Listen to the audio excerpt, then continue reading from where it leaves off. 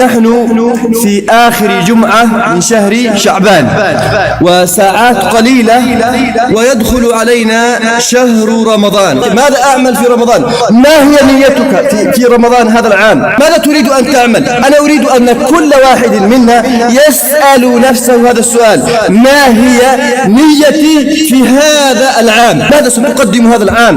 ما الفرق بين رمضانك في العام الماضي وفي هذا العام؟ إن كنت في العام الماضي تصلي خلف الإمام وتفوتك أحيانا بعض الركيعات، هذا العام لابد أن يكون مختلف، ولا بد أن تجزم وأن تعزم وأن تعقد النية من الآن أن يكون هذا رمضان هو خير وأفضل لي. إن كنت تصوم وتقوم ولم يكن لك جلسة محاسبة تحاسب نفسك في رمضان الماضي، فاجعل لنفسك وقتا تحاسب نفسك وتختلي مع الله سبحانه وتعالى. قسم خاسر وقسم فائز. فيا ليت شعري من هو الفائز فنهنيه، ويا ليت شعري من هو الخاسر فنعزيه مقدما. قال: ولله عتقاء من النار، وذلك في كل ليلة. فالقضية خطيرة، والقضية مصيرية، والقضية كبرى، قضية جنة ونار، قضية مغفرة، قضية عتق من النيران. فلا بد أن نرفع درجة التأهل إلى الدرجة القصوى، لأن القضية خطيرة، ولأن القضية عتق من النار، عتق من النار. لا تغمس في النار غمسة. يوفقك الله فيما بقى من عمرك فلا ترتكب ذنبا يدخلك إلى النار، فلا ترتكب كبيرة، وإن ارتكبت صغيرة وفقك الله سريعا للتوبة والرجوع. معنى يعتق من النار، قالوا لا تمسحه النار. يا إخوة، حتى الحسنات تحتاج إلى تفنن، فن لجمع الحسنات.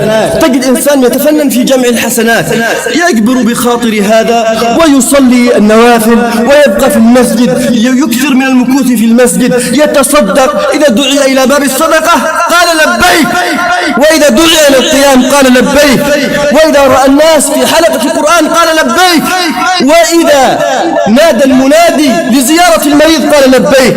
يضرب له في كل عبادة سهما فلا يدري أي عبادة سيدخل منها إلى الجنة. احفظ لسانك أيها الصائم، احفظ سمعك، احفظ بصرك، احفظ قلبك، احفظ جوارحك.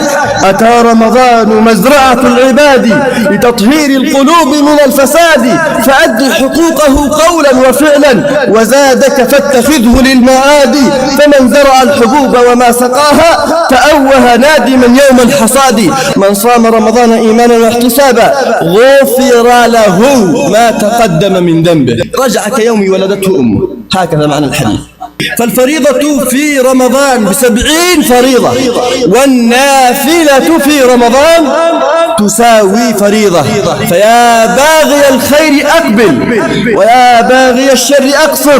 قال العلماء في هذا إيحاء أن قلوب العباد تنقسم إلى قسمين: قلب فيه الخير وقلب فيه الشر، حتى في رمضان. فيا باغي الخير أقبل لصاحب القلب الخير، ويا باغي الشر أقصر نداء لأصحاب القلوب الشريرة. يا من قصرت في حق الله أقبل، يا أيها المذنب أقبل، فنحن قادمون على شهر التوبة.